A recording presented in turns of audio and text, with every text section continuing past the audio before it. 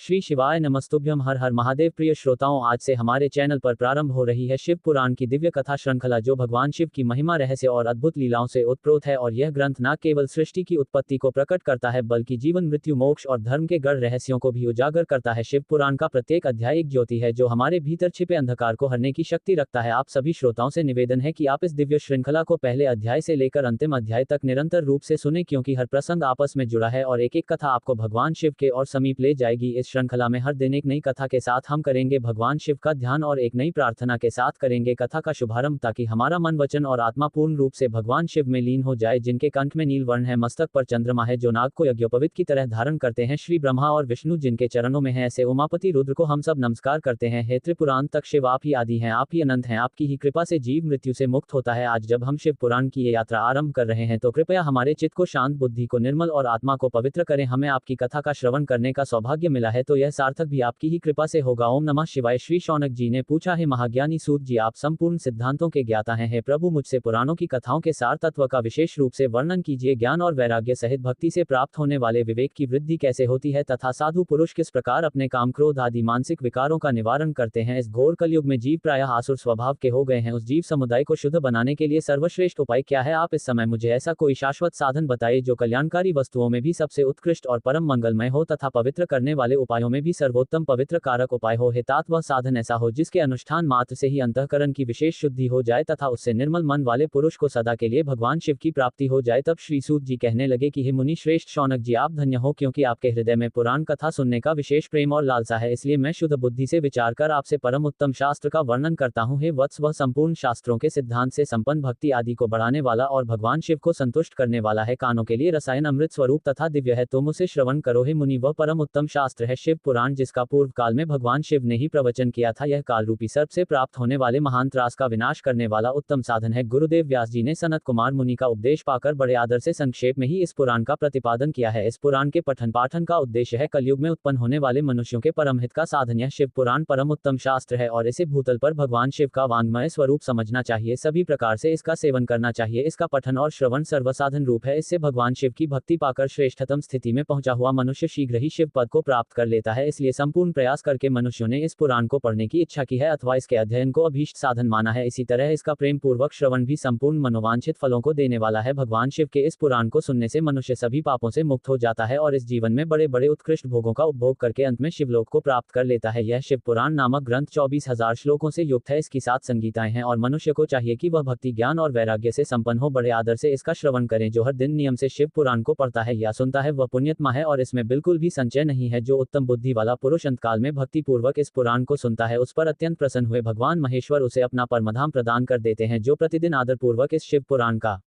पूजन करता है, वह इस संसार में संपूर्ण भोगों को भोग कर अंत में भगवान शिव के पद को प्राप्त कर लेता है। जो प्रतिदिन आलस्य रहित होकर रेशमी वस्त्र आदि के वेस्टन से इस शिव पुराण का सत्कार करता है, वह सदा सुखी रहता है। यह शिव पुराण निर्मल तथा भगवान शिव का सर्वस्व है। जो इस श्लोक और परलोक में भी सुख चाहता हो, उसे आदर के साथ प्रयत्न पूर्वक इसका श्रवण अथवा पठन पाठन करना चाहिए। यह निर्मल और उत्तम शिव पुराण धर्म, अर्थ, काम और मोक्ष चारों पुरुषार्थों को देने वाला है, अतः सदा प्रेम पूर्वक इसका श्रवण और विशेष पाठ करना चाहिए। सूत जी महाराज श्री शौनक आदि ऋषियों को शिव महापुराण की कथा सुना रहे हैं। श्री शौनक जी ने कहा, हे महाभाग सूत जी, आप धन्य हैं, परमार्थ तत्व के ज्ञाता हैं। आपने कृपा करके हम लोगों को यह बड़ी अद्भुत और दिव्य कथा सुनाई है। भूतल पर इस कथा के समान कल्याण का सर्वश्रेष्ठ साधन दूसरा और कोई नहीं है। यह बात हमने आज आपकी कृपा से निश्चय पूर्वक समझ ली है। सूत जी, कलयुग में इस कथा के द्वारा कौन कौन से पापी शुद्ध होते हैं, उन्हें कृपा पूर्वक बतलाए और इस जगत को कृतार्थ कीजिए। तब श्री सूत जी कहने लगे, हे मुनि, जो मनुष्य पापी, दुराचारी, खल तथा काम, क्रोध आदि में निरंतर डूबे रहने वाले हैं, वे भी इस पुराण के श्रवण पठन से अवश्य ही शुद्ध हो जाते हैं। इसी विषय में जानकर मुनि इस प्राचीन इतिहास का उदाहरण दिया करते हैं, जिसके श्रवण मात्र से पापों का पूरी तरह से नाश हो जाता है। पहले समय की बात है, कहीं किरातों के नगर में एक ब्राह्मण रहा करता था, जो ज्ञान में अत्यंत दुर्बल, दरिद्र, रस बेचने वाला तथा वैदिक धर्म से विमुख था। वह स्नान, संध्या आदि कर्मों से भ्रष्ट हो गया था और वैश्यवृत्ति में तत्पर रहा करता था। उसका नाम था देवराज। वह अपने ऊपर विश्वास करने वाले लोगों को ठगा करता था। उसने ब्राह्मणों, क्षत्रियों, वैश्यों, शूद्रों और दूसरों को भी अनेकों बहानों से मारकर उनका धन हड़प लिया था, परंतु उस पापी का थोड़ा सा भी धन कभी धर्म के काम में नहीं लगा था। वह वेश्यागामी तथा सभी प्रकार से आचार और पद भ्रष्ट था। एक दिन की बात है, है वह घूमता घामता दैव योग से प्रतिष्ठान पूर्व अर्थात झूस प्रयाग में जा पहुंचा। वहां उसने एक शिवालय देखा जहां बहुत से साधु महात्मा एकत्रित हुए थे। देवराज उसी शिवालय में ठहर गया, किंतु वहां पर जाकर उस ब्राह्मण को ज्वर हो गया। उस ज्वर से अर्थात बुखार से उसको बहुत पीड़ा होने लगी। वहां एक ब्राह्मण देवता शिव पुराण की कथा सुना रहे थे। ज्वर में पड़ा हुआ देवराज ब्राह्मण के मुखारविंद से निकली हुई उस शिव कथा को निरंतर सुनता रहा। एक मास के बाद वह ज्वर से अत्यंत पीड़ित होकर चल बसा। अब यमराज के दूत आए और उसे पाश से बांधकर बलपूर्वक यमपुरी में ले गए। इतने में ही शिवलोक से भगवान शिव के पार्षद गण वहां आ गए। उनके गौर अंग कर्पूर के समान उज्ज्वल थे, हाथ त्रिशूल से सुशोभित थे, उनके संपूर्ण अंग भस्म से उद्भासित थे और रुद्राक्ष की मालाएं उनके शरीर की शोभा बढ़ा रही थी। वे सब के सब क्रोधपूर्वक यमपुरी में गए और यमराज के दूतों को मारपीट कर बारंबार धमकाकर उन्होंने देवराज को उनके चंगुल से छुड़ा लिया और फिर अत्यंत अद्भुत विमान पर बिठाकर जब वे शिवदूत कैलाश पर्वत पर जाने के लिए तैयार हुए, उस समय यमपुरी में बड़ा भारी कोलाहल मच गया। उस कोलाहल को सुनकर धर्मराज अपने भवन से बाहर आए। साक्षात दूसरे रुद्रों के समान प्रतीत होने वाले उन चारों दूतों को देखकर धर्मज्ञ धर्मराज ने उनका विधिपूर्वक पूजन किया और ज्ञान दृष्टि से देखकर सारा वृतांत जान लिया। उन्होंने भय के कारण भगवान शिव के उन महात्मा दूतों से कोई बात ही नहीं पूछी, उल्टे उन सबकी पूजा और प्रार्थना की। तत्पश्चात वे शिवदूत कैलाश को चले गए। वहां पहुंचकर उन्होंने उस ब्राह्मण को दयासागर सांब शिव के हाथों में दे दिया। शौनक जी कहने लगे, हे महाभाग सूत जी, आप सर्वज्ञ हैं। हे महामते, आपके कृपा प्रसाद से मैं बारंबार कृतार्थ हुआ। इस इतिहास को सुनकर मेरा मन अत्यंत आनंद में निमग्न हो रहा है। अतः अब भगवान शिव में प्रेम बढ़ाने वाली शिव संबंधिनी दूसरी कथा को भी कहिए। तब श्री सूत जी बोले, हे शौनक सुनो, मैं तुम्हारे सामने गोपनीय कथा वस्तु का भी वर्णन करूंगा, क्योंकि तुम शिव भक्तों में अग्रगण्य तथा वेदविताओं में श्रेष्ठ हो, इसलिए ध्यानपूर्वक सुनो। समुद्र के निकटवर्ती प्रदेश में एक वाशकल नामक ग्राम है, जहां वैदिक धर्म से विमुख महापापी द्विज निवास करते हैं। वे सब के सब बड़े दुष्ट हैं। उनका मन दूषित विषय भोगों में ही लगा रहता है। वे ना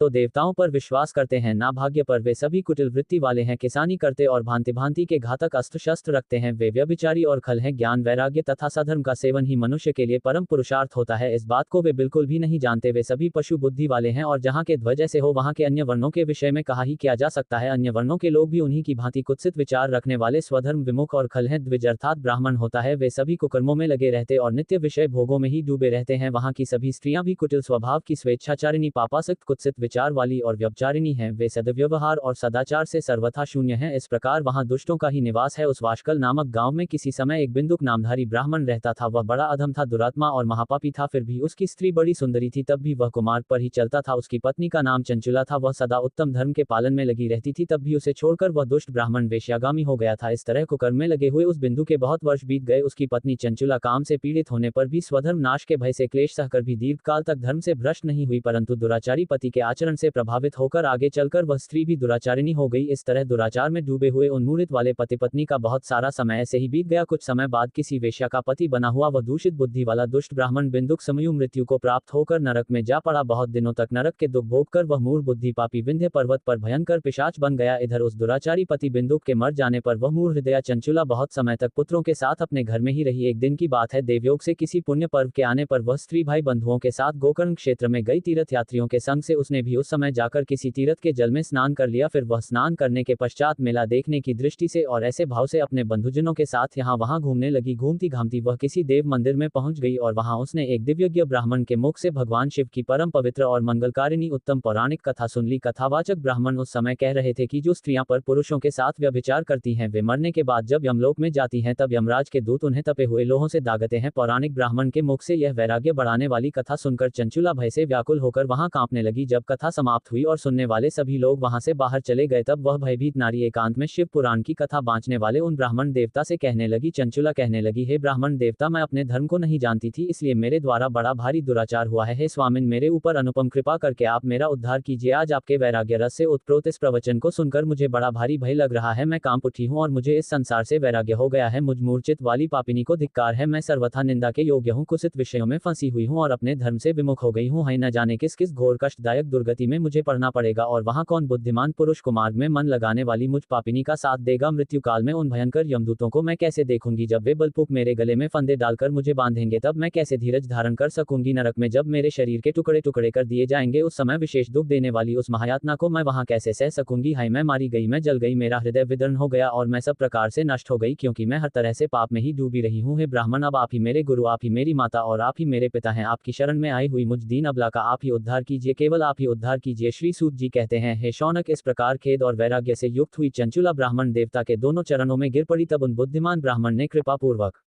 उसे उठाया और इस प्रकार कहा। वह ब्राह्मण कहने लगे, हे नारी, सौभाग्य की बात है कि भगवान शंकर की कृपा से शिव पुराण की इस वैराग्य युक्त कथा को सुनकर तुम्हें समय पर चेत हो गया है। हे ब्राह्मण पत्नी, तुम डरो मत, भगवान शिव की शरण में जाओ, शिव की कृपा से सारा पाप तत्काल नष्ट हो जाता है। मैं तुमसे भगवान शिव की कीर्ति कथा से युक्त उस परम वस्तु का वर्णन करूंगा जिससे तुम्हें सदा सुख देने वाली उत्तम गति प्राप्त हो सकेगी। शिव की उत्तम कथा सुनने मात्र से ही तुम्हारी बुद्धि इस तरह पश्चाताप से युक्त और शुद्ध हो गई है, साथ ही तुम्हारे मन में विषयों के प्रति वैराग्य भी हो गया है। पश्चाताप ही पाप करने वाले पापियों के लिए सबसे बड़ा प्रायश्चित होता है। सत्पुरुषों ने सभी के लिए पश्चाताप को ही समस्त पापों का शोधक बताया है। पश्चाताप से ही पापों की शुद्धि होती है। जो पश्चाताप करता है वही वास्तव में पापों का प्रायश्चित भी करता है, क्योंकि सत्पुरुषों ने समस्त पापों की शुद्धि के लिए प्रायश्चित का ही उपदेश किया है। वह सभी पश्चाताप से संपन्न हो जाता है। जो पुरुष विधि पूर्वक प्रायश्चित करके निर्भय हो जाता है पर अपने कुकर्म के लिए पश्चाताप नहीं करता, उसे प्रायः उत्तम गति प्राप्त नहीं होती, परंतु जिसे अपने कुकृत पर हार्दिक अर्थात दिल से पश्चाताप होता है वह अवश्य उत्तम गति का भागीदार होता है। इसमें कोई संशय नहीं। इस शिव पुराण की कथा सुनने से जैसी चित्त शुद्धि होती है वैसी दूसरे उपायों से नहीं हो पाती। जैसे दर्पण साफ करने पर निर्मल हो जाता है, ठीक उसी प्रकार इस शिव पुराण की कथा से मन भी अत्यंत शुद्ध हो जाता है। इसमें कोई संशय नहीं। मनुष्यों के शुद्ध चित्त में जगदम्बा पार्वती सहित भगवान शिव विराजमान रहते हैं। इससे वह विशुद्धात्मा पुरुष श्री शाम सदाशिव के पद को प्राप्त होता है। इस उत्तम कथा का श्रवण समस्त मनुष्यों के लिए कल्याण का बीज है, अतः यथोचित मार्ग से इसकी आराधना अथवा सेवा करनी चाहिए। यह भव बंधन रूपी रोगों का नाश करने वाली है। भगवान शिव की कथा को सुनकर फिर अपने हृदय में उसका मनन और निध्यासन करना चाहिए। इससे मन पूर्णतया शुद्ध हो जाता है। मन की शुद्धि होने से महेश्वर की भक्ति अपने दोनों पुत्रों अर्थात ज्ञान और वैराग्य के साथ निश्चय ही प्रकट होती है। तत्पश्चात महेश्वर के अनुग्रह से दिव्य मुक्ति प्राप्त होती है। इसमें कोई संशय नहीं। जो मुक्ति से वंचित है उसे पशु समझना चाहिए, क्योंकि उसका मन माया के बंधन में आसक्त है, वह निश्चय ही संसार बंधन से मुक्त नहीं हो पाता है। ब्राह्मण पत्नी, इसलिए तुम विषयों से मन को हटा लो और भक्ति भाव से भगवान शंकर की इस परम पावन कथा को सुनो। परमात्मा शंकर की इस कथा को सुनने से तुम्हारे मन की शुद्धि होगी और इससे तुम्हें मोक्ष की प्राप्ति हो जाएगी। जो निर्मल मन से भगवान शिव के चरणारविंदों का चिंतन करता है उसका एक ही जन्म में मुक्ति हो जाती है। यह मैं तुमसे सत्य कहता हूँ। सूत जी कहते हैं, हे शौनक जी, इतना कहकर वे श्रेष्ठ शिव भक्त चुप हो गए। उनका हृदय करुणा से आर्द्र हो गया। वे शुद्धित भगवान शिव के ध्यान में ही मगन हो गए। तदंतर बिंदुक की पत्नी चंचला मन ही मन प्रसन्न हो उठी। ब्राह्मण का उक्त उपदेश सुनकर उसके नेत्रों में आनंद के आंसू छलक आए थे। वह ब्राह्मण पत्नी चंचला हर्ष भरे हृदय से उन श्रेष्ठ ब्राह्मण के दोनों चरणों में गिर पड़ी और हाथ जोड़कर कहने लगी, हे ब्राह्मण देवता, मैं कृतार्थ हो गई। तत्पश्चात उठकर वैराग्य युक्त उत्तम बुद्धि वाली वह स्त्री जो अपने पापों के कारण बड़ी भयभीत थी, उन महान शिव भक्त ब्राह्मण से हाथ जोड़कर गदगद वाणी में कहने लगी, हे ब्राह्मण, शिव भक्तों में श्रेष्ठ स्वामिन आप धन्य हैं, परमार्थदर्शी हैं और सदा परोपकार में लगे रहते हैं, इसीलिए श्रेष्ठ साधु पुरुषों में प्रशंसा के योग्य भी हैं। हे साधु, मैं नरक के समुद्र में गिर रही हूँ, आप मेरा उद्धार कीजिए, आप कृपया मेरा उद्धार कीजिए। पौराणिक अर्थ तत्व से संपन्न जिस सुंदर शिव पुराण की कथा को सुनकर मेरे मन में संपूर्ण विश्व से वैराग्य उत्पन्न हो गया, उसी इस शिव पुराण की कथा को सुनने के लिए इस समय मेरे मन में बड़ी श्रद्धा हो रही है। सूत जी कहते हैं, ऐसा कहकर हाथ जोड़कर उनका अनुग्रह पाकर चंचुला उस शिव पुराण की कथा को सुनने की इच्छा मन में लिए उन ब्राह्मण देवता की सेवा में तत्पर वहां रहने लगी। तदंतर शिव भक्तों में श्रेष्ठ और शुद्ध बुद्धि वाले उन ब्राह्मण देवता ने उसी स्थान पर उस स्त्री को शिव पुराण की उत्तम कथा सुनाई। इस प्रकार उस गोकर्ण नामक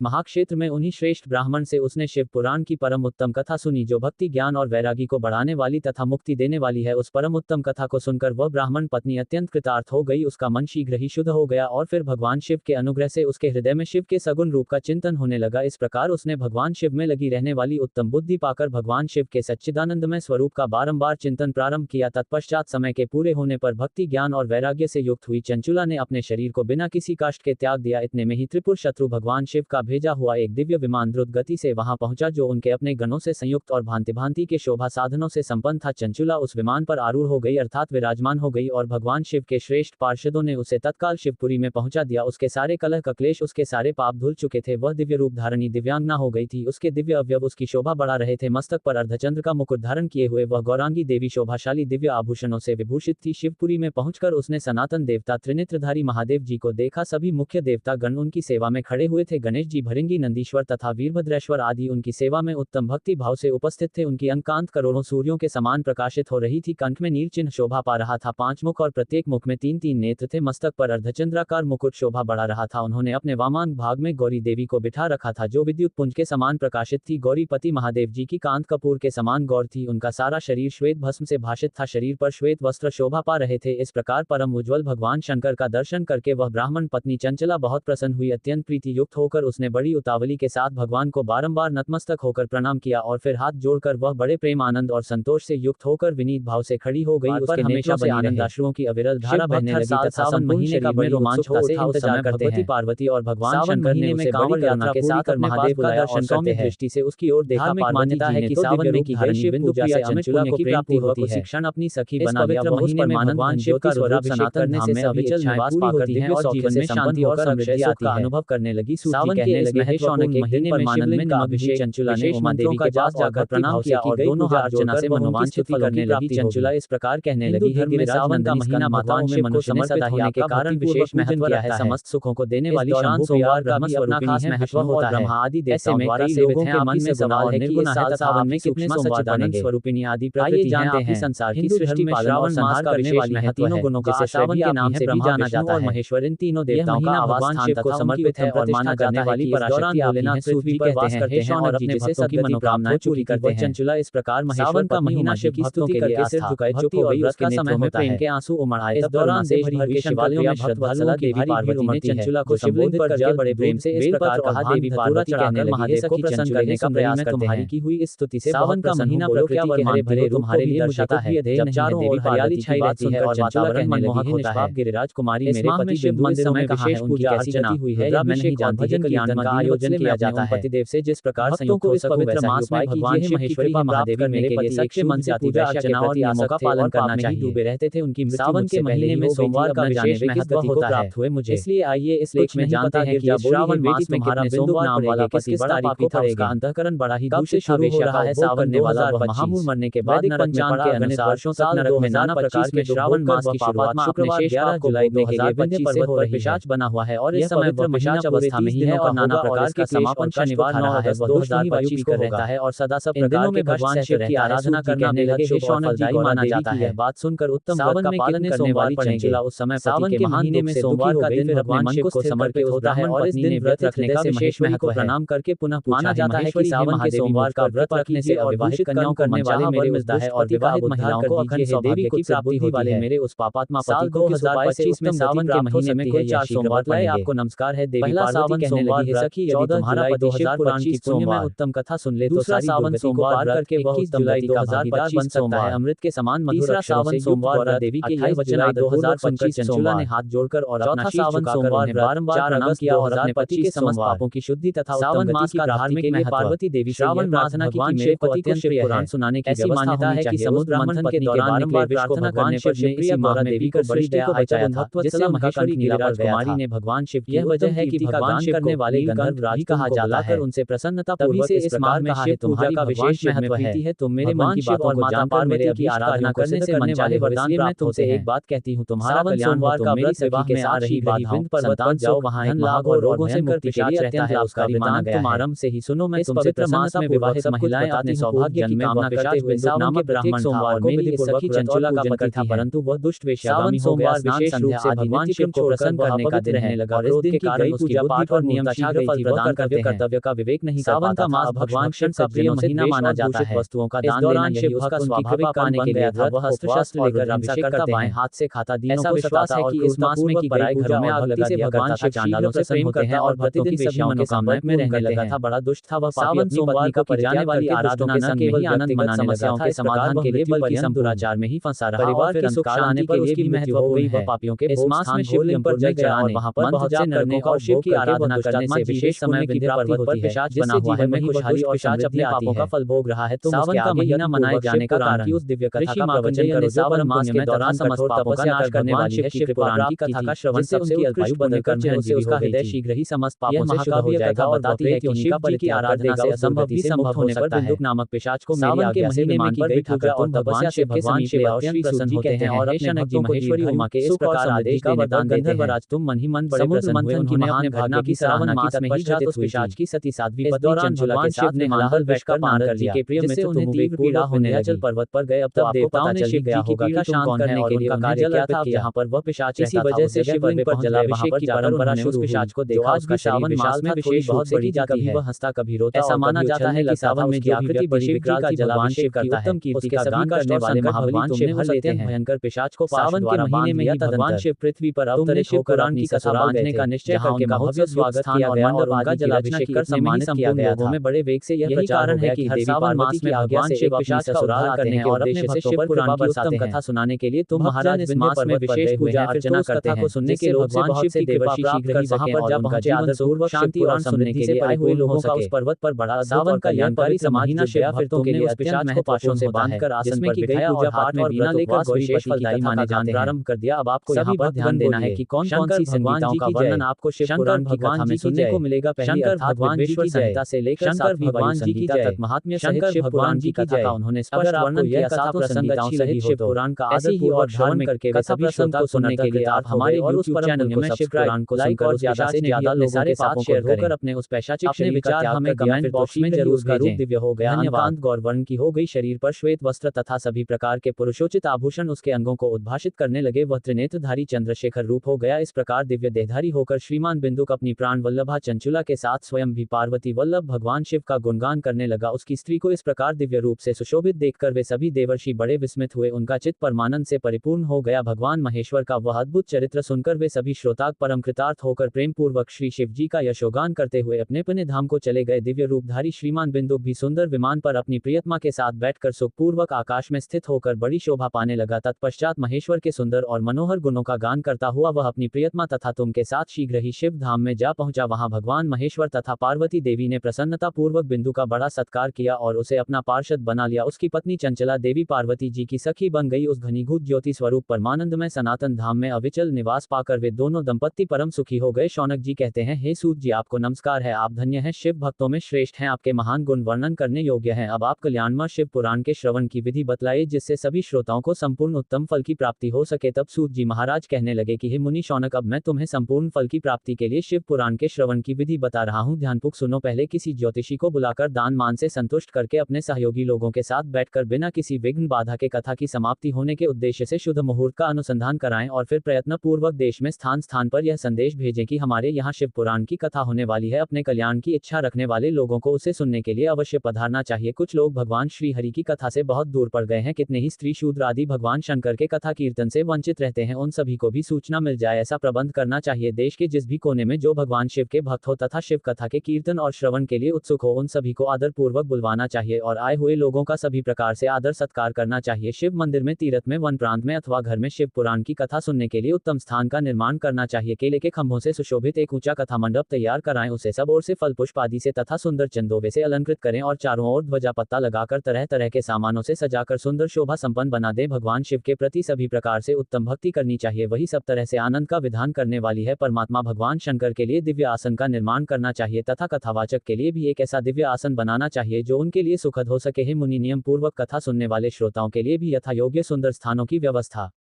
करनी चाहिए। अन्य लोगों के लिए साधारण स्थान ही रखना चाहिए। जिसके मुख से निकली हुई वाणी देहधारियों के लिए कामधेनु के समान अभीष्ट फल देने वाली होती है, उस पुराण वेता विद्वान वक्ता के प्रति तुच्छ बुद्धि कभी नहीं करनी चाहिए। संसार में जन्म तथा गुणों के कारण बहुत से गुरु होते हैं, परंतु उन सभी में पुराणों का ज्ञाता विद्वान ही सबसे परम गुरु माना जाता है। पुराण विद्यता पवित्र, दक्ष, शांत, ईर्ष्या पर विजय पाने वाला, साधु और दयालु होना चाहिए। ऐसा प्रवचन कुशल विद्वान इस पुण्यमय कथा को कहे। सूर्योदय से आरंभ करके से 3 पहर तक उत्तम बुद्धि वाले विद्वान पुरुष को शिव पुराण की कथा सम्यक रीति से बांचनी चाहिए। मध्याह्न काल में 2 घड़ी तक कथा बंद रखनी चाहिए जिससे कथा कीर्तन से अवकाश पाकर लोग अपना अपना कार्य कर सके। कथा प्रारंभ होने से 1 दिन पहले व्रत ग्रहण करने के लिए वक्ता को शौर करा लेना चाहिए। जिन दिनों कथा हो रही हो उन दिनों प्रयत्नपूर्वक प्रातः काल का सारा नित्य कर्म संक्षेप से ही कर लेना चाहिए। वक्ता के पास उसकी सहायता के लिए एक दूसरा वैसा ही विद्वान स्थापित करना चाहिए और वह भी सभी प्रकार के संशयों को निवृत्त करने में समर्थ और लोगों को समझाने में कुशल होना चाहिए। कथा में आने वाले विघ्नों की निवृत्ति के लिए गणेश जी का पूजन सर्वप्रथम करना चाहिए। कथा के स्वामी भगवान शिव की तथा विशेषतः शिव पुराण की पुस्तक की भक्ति भाव से पूजा करें। तत्पश्चात उत्तम बुद्धि वाला श्रोता तन मन से शुद्ध और प्रसन्नचित होकर आदर पूर्वक शिव पुराण की कथा सुने। जो भी वक्ता और श्रोता अनेक प्रकार के कर्मों में भटक रहे हो, काम आदि 6 विकारों से युक्त हो, स्त्री में आसक्ति रखते हो और पाखंडपूर्ण बातें कहते हो, वे पुण्य के भागीदार कभी नहीं होते। जो लौकिक चिंता तथा धनग्रह और पुत्र आदि की चिंता को छोड़कर कथा में मन लगाए रहते हैं, उन शुद्ध बुद्धि पुरुषों को उत्तम फल की प्राप्ति होती है। आप सभी श्रोता गणों को एक जानकारी दे दूं कि आप सभी शिव महापुराण की इस कथा को घर पर जिस भी समय सुनते हैं उस समय कोशिश यही करनी चाहिए कि आपके आसपास कोई भी किसी भी प्रकार का विघ्न आपकी इस कथा में ना हो। आप जब भी कथा सुने तो उस समय आपका मन शांत होना चाहिए, पूरी तरह से भगवान में ध्यान लगाकर आप उस कथा में इस तरह डूब जाएं कि आपको ऐसा लगना चाहिए कि सारा दृश्य आपके सामने उपस्थित हो गया है। उसे ही कहते हैं कि आप पूरी तरह से तन्मय होकर कथा सुन रहे हैं। और रही बात जिस तरह से अभी इस कथा में बताया गया है कि आपको अपने आसपास कथा प्रारंभ करने से पहले सूचना दे देनी चाहिए कि आपके घर पर शिव महापुराण की कथा होने वाली है, तो ऐसा आपको तभी करना है जब आपके घर पर खुद आपने शिव महापुराण की कथा का पाठ रखवाया हो। जब आप मोबाइल के द्वारा इन कथाओं को सुनते हैं तब आपके लिए ऐसा करना बिल्कुल भी जरूरी नहीं है, लेकिन हाँ, अगर आप हो सके तो इन कथाओं को मोबाइल पर, चाहे वह किसी भी माध्यम से हो, चाहे वह फेसबुक हो, व्हाट्सएप हो, स्टेटस हो, उसके माध्यम से आप इन कथाओं को दूसरे लोगों तक भेज सकते हैं। लेकिन इन कथाओं का संदेश आपको उन्हीं लोगों तक भेजना है जो कि भगवान में विश्वास रखते हो, जो कि सच्चे मन से शिव महापुराण की कथाएं सुनना चाहते हो। ऐसा ना हो कि आपने ऐसे लोगों को यह वीडियो शेयर कर दी जो उसमें बिल्कुल भी इंटरेस्ट ना रखते हो या उनका भगवान में विश्वास ही ना हो। कहते हैं आप जिस भी कथा को सुनते हैं या पढ़ते हैं, यदि आप उसका प्रसार करते हैं तो उसका कई गुना पुण्य भी आपको प्राप्त होता है। यही कारण है कि जब भी हमारे घर में चाहे शिव महापुराण की कथा का पाठ हो, सत्यनारायण भगवान की कथा हो, तो हम अपने आसपास के या अपने रिश्तेदारों को सूचित कर देते हैं कि आज हमारे घर पर यह कथा प्रारंभ होने वाली है। आप सभी समय से आकर कथा का रसपान कर सकते हैं। अब क्योंकि जमाना बदल रहा है, डिजिटल जमाना हो चुका है, तो लोग मोबाइल पर ही इन कथाओं का नियमित रूप से श्रवण कर लेते हैं। ऐसे में हो सके तो आप, चाहे वह मेरे चैनल पर वीडियोस देखते हैं या किसी और के चैनल पर देखते हैं, जो भी वीडियो आपको पसंद आती है उसको ज्यादा से ज्यादा लोगों तक आप शेयर कर दिया करें। यहाँ पर श्री सूत जी महाराज बहुत ही आवश्यक नियम बता रहे हैं जो कि श्रोताओं के लिए सबसे जरूरी होता है। जो लौकिक चिंता और धन, ग्रह, पुत्र आदि की चिंता को छोड़कर कथा में मन लगाए रहते हैं, उन शुद्ध बुद्धि पुरुषों को और उन शुद्ध बुद्धि भक्तों को उत्तम फल की प्राप्ति होती है। जो श्रोता श्रद्धा और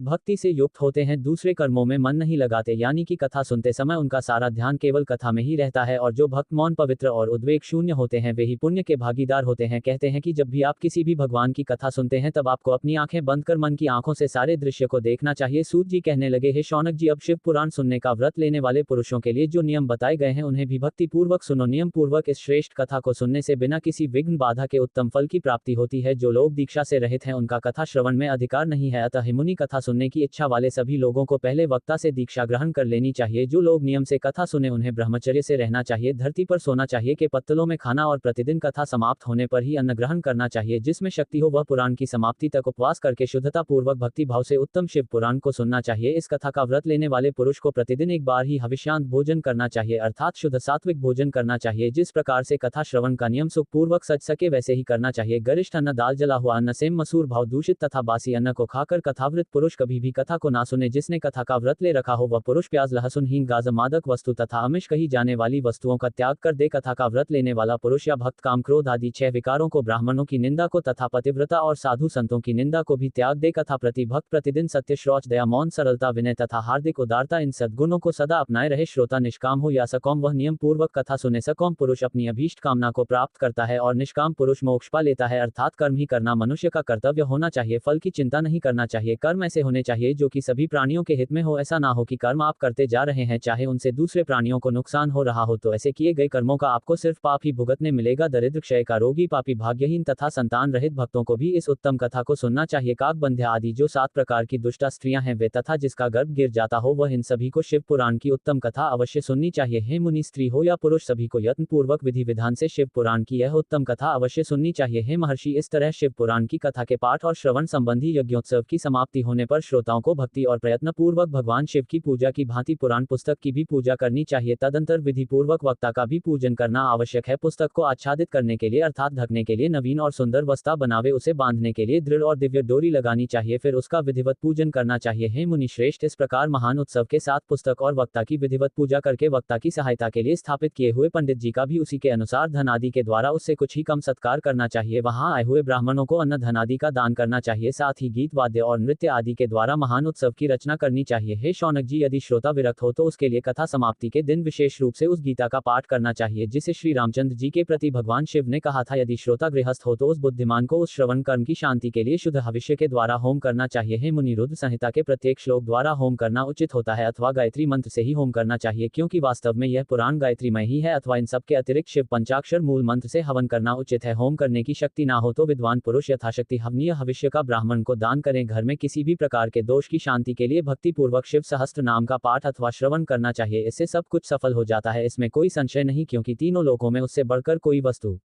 नहीं है। कथा श्रवण संबंधी व्रत की पूर्णता की सिद्धि के लिए 11 ब्राह्मणों को मधुमिश्रित खीर का भोजन कराना चाहिए और उन्हें दक्षिणा देनी चाहिए। हे मुनि, यदि शक्ति हो तो 3 तोले सोने का एक सुंदर सिंहासन बनवाएं और उस पर उत्तम अक्षरों में लिखी अथवा लिखवाई गई शिव पुराण की पोथी विधिपूर्वक स्थापित करनी चाहिए। तत्पश्चात पुरुष को उसकी आह्वान आदि विविध उपचारों से पूजा करके दक्षिणा चढ़ानी चाहिए। फिर जितेंद्रिय आचार्य का वस्त्र आभूषण और गंध आदि से पूजन करके दक्षिणा सहित वह पुस्तक उन्हें समर्पित कर देनी चाहिए। उत्तम बुद्धि वाला श्रोता इस प्रकार भगवान शिव के संतोष के लिए पुस्तक का दान करें। हे शौनक जी, इस पुराण के दान के प्रभाव से भगवान शिव का अनुग्रह पाकर पुरुष भव बंधन से मुक्त हो जाता है। इसी तरह विधि विधान का पालन करने पर श्री संपन्न शिव पुराण संपूर्ण फल को देने वाला तथा भोग और मोक्ष का दाता होता है। हे मुनि, शिव पुराण का वह सारा महात्म जो संपूर्ण अभीष्ट को देने वाला है, मैंने तुम्हें क्या सुनाया। अब और क्या सुनना चाहते हो। महाशिव पुराण को समस्त पुराणों के माथे का तिलक माना गया है। यह भगवान शिव को अत्यंत प्रिय, रमणीय तथा भव रोग का निवारण करने वाला है। जो भक्त सदा भगवान शिव का ध्यान करते हैं, जिनकी वाणी भगवान शिव के गुणों की स्तुति करती है और जिनके दोनों कान उनकी कथा का श्रवण करते हैं, इस जीव जगत में उन्हीं का जन्म लेना सफल माना गया है। वे निश्चय ही संसार सागर से पार हो जाते हैं। भिन्न भिन्न प्रकार के समस्त गुण जिनके सच्चिदानंदमय स्वरूप का कभी स्पर्श नहीं करते, जो अपनी महिमा जगत के बाहर और भीतर भासमान है तथा जो मन के बाहर और भीतर वाणी और मनोवृत्ति रूप में प्रकाशित होते हैं, उन अनंत आनंद घन रूप परम शिव की मैं शरण लेता हूँ। जय भोलेनाथ। आज के अध्याय में बस इतना ही और अध्याय का समापन अब हम सभी भगवान शिव की आरती के साथ करेंगे। इसके आगे की कथा आप सभी कल की वीडियो में जरूर सुनिएगा। ओम जय शिव ओमकारा स्वामी जय शिव ओमकारा ब्रह्मा विष्णु सदाशिव ब्रह्मा विष्णु सदाशिव अर्धांगी धारा। ओम जय शिव ओमकारा एकानन चतुरानन पंचानन राजे स्वामी पंचानन राजे हंसासन गरुड़ासन वृषवाहन साजे। ओम जय शिव ओमकारा दो भुज चारु चतुर्भुज 10 भुज अति सोहे स्वामी 10 भुज अति सोहे त्रिगुण रूप निरक्ता त्रिभुवन जन मोहे। ओम जय शिव ओमकारा अक्षमाला वनमाला मुंडमाला धारी स्वामी मुंडमाला धारी चंदन मृगमद सोहे भाले शशधारी। ओम जय शिव ओमकारा श्वेतांबर पीतांबर बाघांबर अंगे स्वामी बाघांबर अंगे संकादिक गरुड़ा दिग्भूतादिक संग। ओम जय शिव ओमकारा करके मध्य कमंडल चक्र त्रिशूलधारी स्वामी चक्र त्रिशूलधारी सुखकारी दुखहारी जगपालनकारी। ओम जय शिव ओमकारा ब्रह्मा विष्णु सदाशिव जानत अविव का स्वामी जानत अविव का प्रणवाक्षर में शोभित ये तीनों एका। ओम जय शिव ओमकारा त्रिगुण स्वामी जी की आरती जो कोई नर गावे स्वामी जो कोई नर गावे कहत शिवन स्वामी रटत भुलान स्वामी सुख संपत्ति पावे। ओम जय शिव ओमकारा ओम जय शिव ओमकारा स्वामी जय शिव ओमकारा ब्रह्मा विष्णु सदाशिव अर्धांगी धारा। ओम जय शिव ओम